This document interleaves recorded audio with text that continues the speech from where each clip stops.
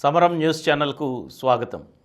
ఈనాటి ముఖ్య అంశాలు: రాజధాని పునర్నిర్మాణానికి శ్రీకారం చుట్టిన సీఎం చంద్రబాబు, ఇంటర్ విద్యార్థినిపై పెట్రోల్ దాడి, పైరు రక్షణలో డ్రోన్లది కీలక పాత్ర, శారదా పీఠానికి భూ కేటాయింపులు రద్దు, నెతన్యాహు నివాసమే లక్ష్యంగా డ్రోన్లను ప్రయోగించిన హెజ్బొల్లా, భారత ఓటమికి దారితీసిన కొత్త బంతి, జీవ గడియారంతో మన చేతి గడియారాన్ని అనుసంధానించుకుంటే అనేక ప్రయోజనాలు, క్యాన్సర్కి ముఖ్య కారణం ఆరోగ్యకరమైన జీవనశైలి లేకపోవడమే.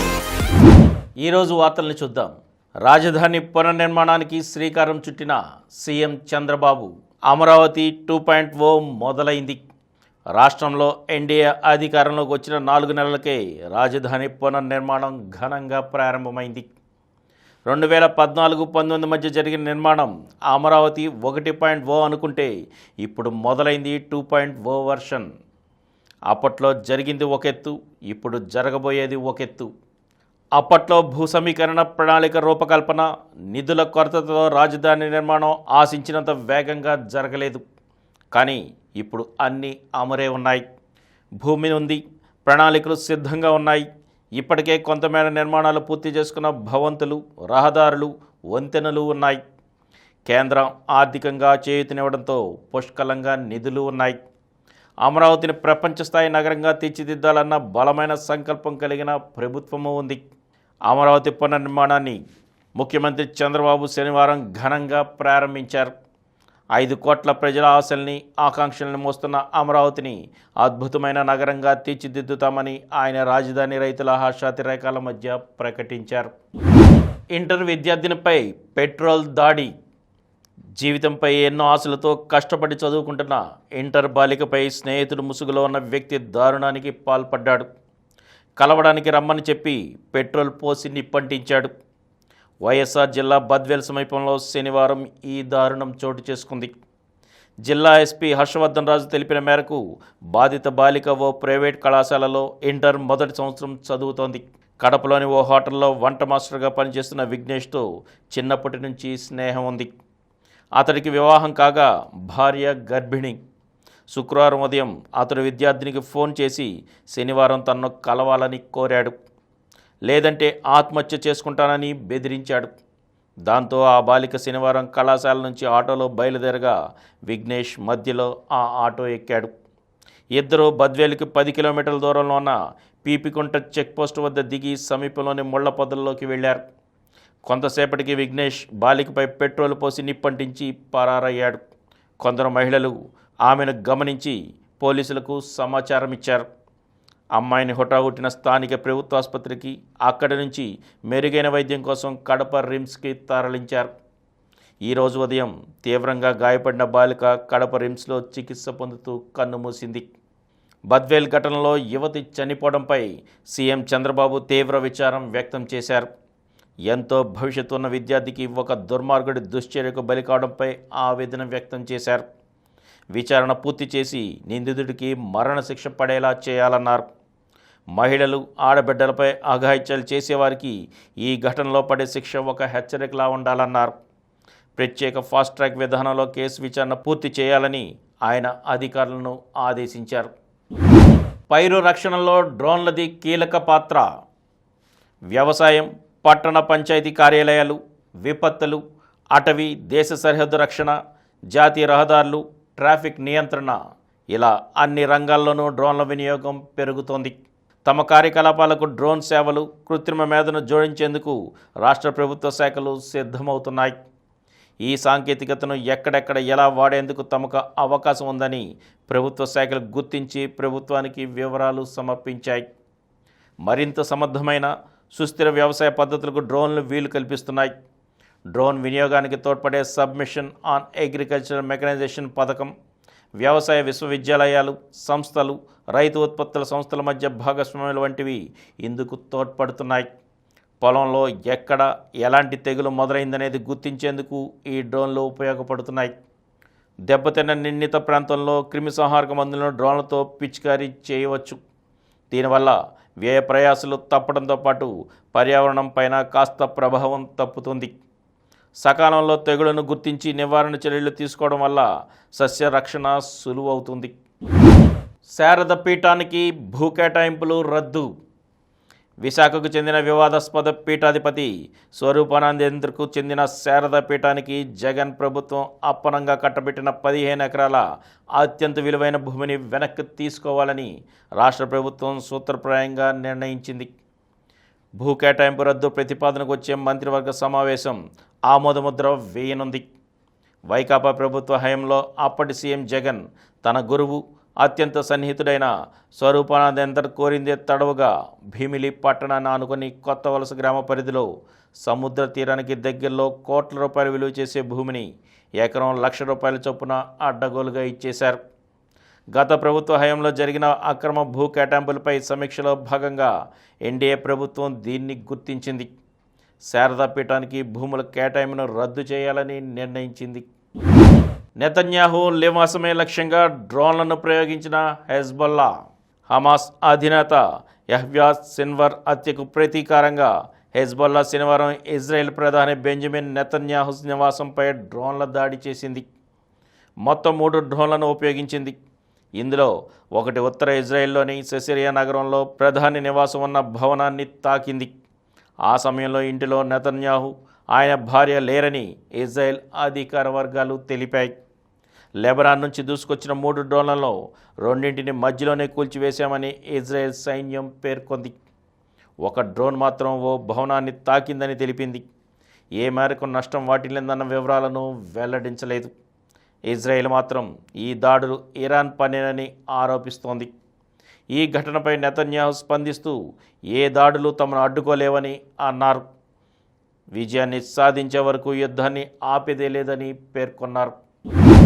భారత ఓటమికి దారితీసిన కొత్త బంతి. 3వ రోజు చివరికి భారత్ స్కోర్ 3 వికెట్ల నష్టానికి 231 పరుగులు. 4వ రోజు తొలి సెషన్లో 22 ఓవర్లు పడ్డాయి. వికెట్ ఇవ్వలేదు. పైగా 113 పరుగులు చేశారు. 2వ సెషన్లో సగం గడిచింది. వికెట్ పడలేదు. స్కోరు 400 దాటిపోయింది. ఆధిక్యం 50 దాటింది. ఉదయం నుంచి ఆడుతున్న బ్యాటర్లే క్రీజులో ఉన్నారు. ఒక బ్యాటర్ సెంచరీ పూర్తయింది. ఇంకో ఆటగాడు సెంచరీ దిశగా సాగుతున్నాడు. పరుగులు ధారాళంగా వస్తున్నాయి. చేతిలో 7 వికెట్లున్నాయి. ఇంకేం, టీమిండియా సునాయాసంగా ప్రత్యర్థికి 200 పైచిలుకు లక్ష్యాన్ని నిర్దేశిస్తుందని, ఆపై బౌలర్లు విజృంభించి జట్టును గెలిపిస్తారని ఊహల్లోకి వెళ్ళిపోయారు అభిమానులు. కానీ అప్పుడొచ్చింది ప్రత్యర్థి బౌలర్ల చేతికి కొత్త బంతి. అంతే, వికెట్లు టపటపా పడిపోయాయి. ఆశలు అంచనాలను కిందకు వచ్చేశాయి. ప్రత్యర్థి ముందు కేవలం 107 పరుగుల లక్ష్యం నిలిచింది. 5వ రోజున అంటే ఈరోజు 107 పరుగుల లక్ష్యాన్ని న్యూజిలాండ్ సునాయాసంగా 2 వికెట్లు కోల్పోయి ఛేదించింది. జీవ గడియారంతో మన చేతి గడియారాన్ని అనుసంధానించుకుంటే అనేక ప్రయోజనాలు. టీనేజ్ పిల్లల విషయానికి వస్తే అప్పటి వరకు బుద్ధిగా రాత్రి 9ంటికంతా గుడ్ నైట్ చెప్పే పిల్లలు కౌమారంలోకి అడుగు పెట్టగానే అర్ధరాత్రి దాటినా నిద్రపోరు. పొద్దున కూడా ఆలస్యంగా లెగుస్తారు. ఈ మార్పు కన్నవారిని కలవరానికి గురి చేస్తుంది. ఈ పరిణామం వెనుక జీవ గడియారం ఉంది. పిల్లల జీవ గడియారం, పెద్దల జీవ గడియారం వేరుగా ఉన్నట్టే కౌమార బాలల జీవ గడియారము ప్రత్యేకంగా ఉంటుంది. నిద్రకు కారణమైన మెలటోనిన్ హార్మోన్ టీనేజర్స్లో అర్ధరాత్రి దాటాక కానీ ఉత్పత్తి కాదు. దీనికి తోడు చదువుల ఒత్తిళ్లు, స్నేహాలు, కొత్తగా అలవాటైన జీవనశైలి కంటి మీద కునుకు లేకుండా చేస్తాయి. నిద్రలేమి కారణంగా ఏకాగ్రత కూడా తగ్గుతుంది. ఈ దశలో వాళ్లను డ్రైవింగ్కు దూరంగా ఉంచడం మంచిదని చెబుతారు మానసిక నిపుణులు. దాంతోపాటు చెడు అలవాట్ల వైపు వెళ్లకుండా, అనారోగ్యకరమైన ఆహార విధానం వైపు మళ్లకుండా చూసుకోవాల్సిన బాధ్యత కూడా కన్నవారిదే. ఇక వ్యాయామం విషయానికి వస్తే ఉదయం పూట కనీసం 40 నిమిషాల సమయాన్ని సాధారణ వ్యాయామానికి కేటాయించాలని చెబుతుంది జీవ గడియారం. దీనివల్ల జీవ ప్రక్రియ మెరుగుపడుతుంది. తీవ్రమైన కసరత్తులకు మాత్రం మధ్యాహ్నమే మేలు. సాయంత్రం పూట కండరాలు బలంగా ఉంటాయి. మైదాన క్రీడలకు అనువైన సమయం అది. నిద్రకు ముందు కఠిన వ్యాయామం మంచిది కాదు. ఈ అలవాటు నిద్రను చెడగొట్టే ప్రమాదం ఉంది. వ్యాయామానికి సమయపాలన ముఖ్యం. ఒకరోజు ఉదయం మరో రోజు మధ్యాహ్నం, ఇంకో రోజు సాయంత్రం కేటాయిస్తే జీవగడియారం అయోమయంలో పడిపోతుంది, సత్ఫలితాలను ఇవ్వదు. రోగనిరోధక వ్యవస్థ ఉదయం పూట చాలా చురుకుగా ఉంటుంది. క్రమంగా ఆసక్తి తగ్గిపోతూ వస్తుంది. మనం నిద్రలో ఉన్నప్పుడు ఇమ్యూనిటీ బలోపేతం కావడమే దీనికి కారణం. జీవగడియారం ప్రకారం ఉదయాలు ఉద్వేగ సమయాలు కూడా. ఎమోషనల్ ఎనర్జీ గరిష్ట స్థాయిలో ఉంటుంది. మనసుతో తీసుకోవాల్సిన నిర్ణయాలకు ఇది సరైన వేళ. సమయం గడిచే కొద్దీ ఎమోషనల్గా బలహీనపడిపోతాం. చిన్న చిన్న విషయాలకే కోపం వచ్చేస్తుంది. అసహనం పెరిగిపోతుంది. సహోద్యోగులతో కలిసి భోంచేయాలి. ఓ 10 నిమిషాలు ధ్యానం చేయడం, ఇష్టమైన సంగీతం వినడం, ఇలా రకరకాల మార్గాల్లో ఉద్వేగ శక్తిని తిరిగి పొందవచ్చు.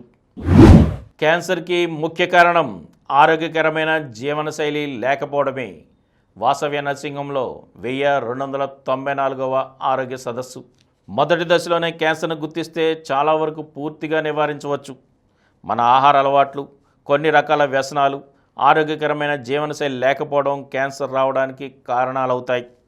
వంశపారంపర్యంగా వచ్చే క్యాన్సర్ కంటే మన జీవనశైలి ఆరోగ్యకరంగా లేకపోవడమే క్యాన్సర్కి ముఖ్య కారణమని ప్రముఖ క్యాన్సర్ వైద్య నిపుణులు డాక్టర్ ఏ సత్య శ్రీనివాస్ పేర్కొన్నారు. వాసవ్య నరసింహంలో డాక్టర్ సమరం అధ్యక్షతన శనివారం జరిగిన ఆరోగ్య సదస్సులో ఆయన క్యాన్సర్ అవగాహన అంశంపై ప్రసంగించారు. ఆయన మాట్లాడుతూ ప్రతి 4 మరణాల్లో 1 మరణం క్యాన్సర్ వల్ల అవుతోందని అన్నారు. శ్వాసకోశాల క్యాన్సరు, గర్భాశయ ముఖద్వార క్యాన్సరు, రొమ్ము క్యాన్సరు ఎక్కువ మందిలో కనిపిస్తాయన్నారు. క్యాన్సర్ రావడానికి జన్యుపరంగా కొంత కారణం కాగా ఇమ్యూనిటీ లేకపోవడం, కొన్ని రకాల రసాయనికాలు, వైరల్ బ్యాక్టీరియా ఇన్ఫెక్షన్లు, జీవనశైలి ముఖ్యమైనవన్నారు. దీర్ఘకాలంగా ఏ పుండైనా మానకుండా ఉంటే, ప్రేగుల పనితీరులో మార్పు కనబడితే, అసాధారణమైన రక్తస్రావం జరుగుతూ ఉంటే, రొమ్ములో గడ్డలు కనబడుతూ ఉంటే, ముద్ద మింగడానికి ఇబ్బందిగా అనిపిస్తూ ఉంటే, గొంతులో దీర్ఘకాలంగా మార్పు వస్తే, ఒంటి మీద పుట్టుమచ్చలు గడ్డలు అసాధారణంగా ఉంటే క్యాన్సర్ అని అనుమానించి వెంటనే డాక్టర్ని సంప్రదించాలన్నారు. క్యాన్సర్ రాకుండా ముందు జాగ్రత్తగా ధూమపానాన్ని మానివేయాలని, మద్యపానం పనికిరాదని, రోజు వ్యాయామం చేయాలని, ఆరోగ్యకరమైన శరీర బరువును కలిగి ఉండాలని, ఎక్కువ పండ్లు, ఆకుకూరలు, కాయగూరలను తీసుకోవాలని, మానసికంగా ప్రశాంతంగా ఉండాలని, ఏమాత్రం ఆరోగ్యంలో తేడా వస్తే డాక్టర్ని సంప్రదించాలని అన్నారు. క్యాన్సర్ నిర్ధారణలో, చికిత్సలో చాలా పురోగమనం జరిగిందని, ఈనాడు క్యాన్సర్ నుంచి విముక్తి పొందడం చాలా తేలికని, కావాల్సిందల్లా క్యాన్సర్ గురించి అవగాహన అని ఆయన అన్నారు. డాక్టర్ మారు వందన సమర్పణ చేశారు. ఇప్పుడు కొన్ని సంక్షిప్త వార్తలను చూద్దాం. పశ్చిమ బైపాస్ వంతెనపై నుంచి సీడ్ యాక్సెస్ రోడ్డుకు కనెక్షన్ ఇవ్వాలి, సీఎం స్పష్టీకరణ. రాజధాని అమరావతిలో విజయవాడ పశ్చిమ బైపాస్ రహదారి వంతెన మీద నుంచి సీడ్ యాక్సెస్ రోడ్డుపైకి వాహనాలు దిగేలా కనెక్షన్ ఉండాలని, ఆ మేరకు డిజైన్లో మార్పులు చేయాలని ముఖ్యమంత్రి చంద్రబాబు జాతీయ రహదారుల సంస్థ అధికారులకు సూచించారు. ఛత్తీస్గఢ్లో ఐఈడీ పేలి 2 జవాన్లు మృతి చెందిన వారిని ఆంధ్రప్రదేశ్లోని వైఎస్ఆర్ జిల్లాకు చెందిన కె రాజేష్, మహారాష్ట్రలోని సతారా జిల్లాకు చెందిన ఐటీబీపీ 53వ బెటాలియన్ జవాన్ అమర్ పన్వర్గా గుర్తించారు. నేడు మహిళల టీ20 ప్రపంచ కప్ ఫైనల్. న్యూజిలాండ్తో దక్షిణాఫ్రికా ఢీ రాత్రి 7:30 ప్రారంభం. ఏసీసీ పురుషుల టీ20 వర్ధమాన జట్ల ఆసియా కప్లో భారత్ ఏ శుభారంభం. శనివారం ఆసక్తికరంగా సాగిన మ్యాచ్లో తిలక్ వర్మ నేతృత్వంలోని భారత్ ఏ 7 పరుగుల తేడాతో పాకిస్తాన్ షహీన్స్పై విజయం సాధించింది. టైటాన్స్ ఓటమి. ఘన విజయంతో ప్రో కబడ్డీ లీగ్ 11వ సీజన్లో శుభారంభం చేసిన తెలుగు టైటాన్స్ 2వ మ్యాచ్లో అభిమానులను నిరాశపరిచింది. శనివారం గచ్చిబౌలి ఇండోర్ స్టేడియంలో జరిగిన మ్యాచ్లో టైటాన్స్ 29-44 తేడాతో తమిళ్ తలైవాస్ చేతిలో చిత్తయింది. మరిన్ని వార్తా విశేషాలతో రేపటి సమరం న్యూస్లో కలుద్దాం. Thank you. ప్రతిరోజు వార్తా విశేషాల కోసం అనతి కాలంలోనే 20 కోట్ల వ్యూస్ సాధించిన సమరం ఛానల్ సమర్పించు సమరం న్యూస్ ఛానల్కు సబ్స్క్రైబ్ చేయండి, లైక్ చేయండి, మీ ఫ్రెండ్స్కి షేర్ చేయండి. అలాగే ప్రక్కనున్న గంట సింబల్ని ప్రెస్ చేయడం మర్చిపోకండి.